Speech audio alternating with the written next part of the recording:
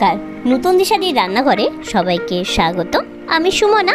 আজকে আমি বাঙালির অতি প্রিয় লাউ চিংড়ির রেসিপি এনেছি। লাউ চিংড়িতে কিন্তু খুব বেশি মশলা দেওয়া লাগে না, কারণ লাউয়ের একটা আলাদা টেস্ট আছে। আর চিংড়ি তো ওহো, যাতেই দেবেন না কেন চিংড়ি কিন্তু একাই 100। আর লাউয়ের মধ্যে যদি চিংড়ি মাছ পড়ে তাহলে তো কোনো কথাই নেই। চলুন বেশি কথা না বলে ঝটপট চলে আসি রান্নাতে।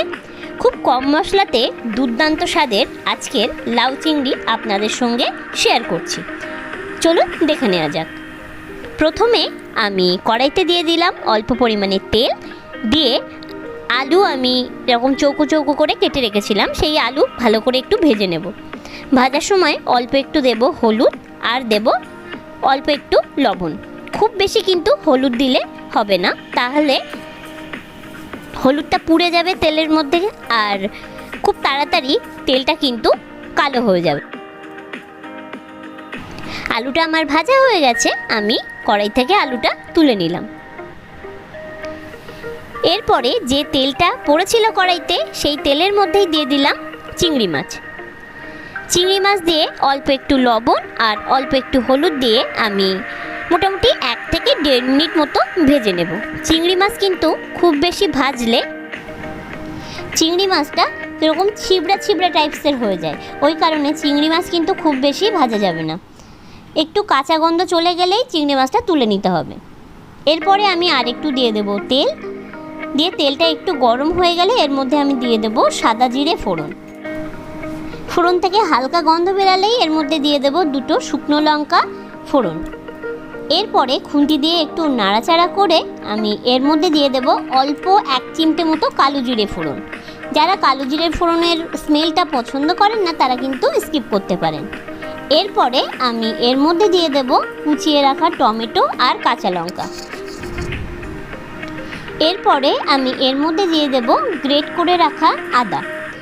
আদাটা দিয়ে মোটামুটি 1 মিনিটেরও একটু কম কিন্তু তেলের মধ্যে কষিয়ে নিতে হবে। খুব বেশি কিন্তু তেলের মধ্যে আদা কষানো যাবে না, তাহলে আদা কিন্তু তিতো হয়ে যাবে। এটা কিন্তু অবশ্যই মাথায় রাখতে হবে। এরপরে আমি দিয়ে দেব এর মধ্যে কুচিয়ে রাখা লাউ দিয়ে আমি ভালো করে কিন্তু একটু কষিয়ে নেব। আর দিয়ে দেব পরিমাণ মতো লবণ। লবণটা আপনি আপনাদের টেস্ট অনুযায়ী দিয়ে দেবেন। আর দিয়ে দেব এখানে 1 চামচ মতো হলুদ গুঁড়ো। হলুদ আর লবণ দিয়ে খুব ভালো করে কিন্তু কষিয়ে নিতে হবে। আর আরেকটা কথা আমি বলে রাখি, যখন লাউ আপনারা রান্না করবেন তখন যদি ঢেকে ঢেকে লাউটা রান্না করেন তাতে পুষ্টিগুণও কিন্তু অনেকটা ভালো থাকে, আর জল এক্সট্রা করে কোনো দিতে হয় না। লাউয়ের মধ্যে যে জল আছে সেই জল থেকেই কিন্তু লাউ সিদ্ধ হয়ে যায়। দেখেই বুঝতে পারছেন যে কতটা পরিমাণে জল উনিয়েছে। এরপরে আমি এর মধ্যে দিয়ে দেব ভেজে রাখা আলু আর চিংড়ি মাছ আর আলুটা দিয়ে এবার ভালো করে একটু কষিয়ে নিয়ে আবার ঢাকা দিয়ে রাখবো।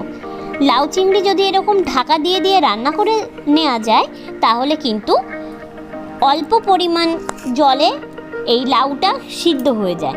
আর ঢাকা যদি না দেওয়া হয় তাহলে কিন্তু লাউ অনেক সময় সিদ্ধ হতে চায় না, তখন বাইরে থেকে আবার একটু জল অ্যাড করতে হয়। তো সেই কারণে ঢাকা দিয়ে দিয়ে যদি লাউটা রান্না করা যায় সেখানে কিন্তু জলটা অনেকটা বেরিয়ে যায় লাউ থেকে, আর খুব ভালোভাবে কিন্তু সিদ্ধ হয়ে যায়।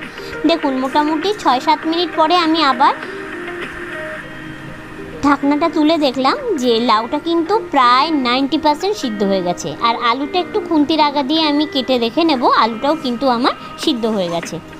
এই লাউ চিংড়ির মধ্যে বিশেষ করে আর কোনো মশলা আমি দেব না। এরপরে আমি দিয়ে দিলাম এর মধ্যে গুড়। আমি এখানে আখের গুড় ব্যবহার করেছি, আপনারা যদি মনে করেন এখানে গুড়ের পরিবর্তে চিনিও দিতে পারেন।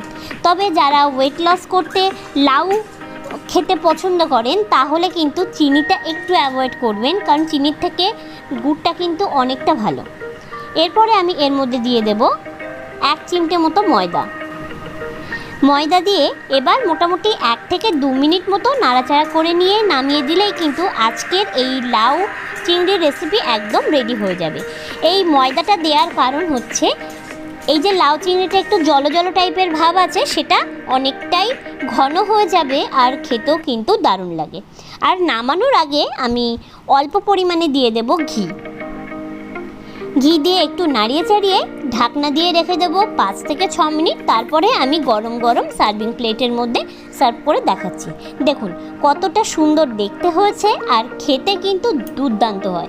লাউ চিংড়িতে খুব বেশি মশলা দেওয়ার প্রয়োজন হয় না, কারণ লাউ চিংড়ির একটা আলাদা নিজস্ব স্বাদ থাকে, সেটা কিন্তু ও একাই 100। যাই হোক, আজকের রেসিপি এই পর্যন্ত।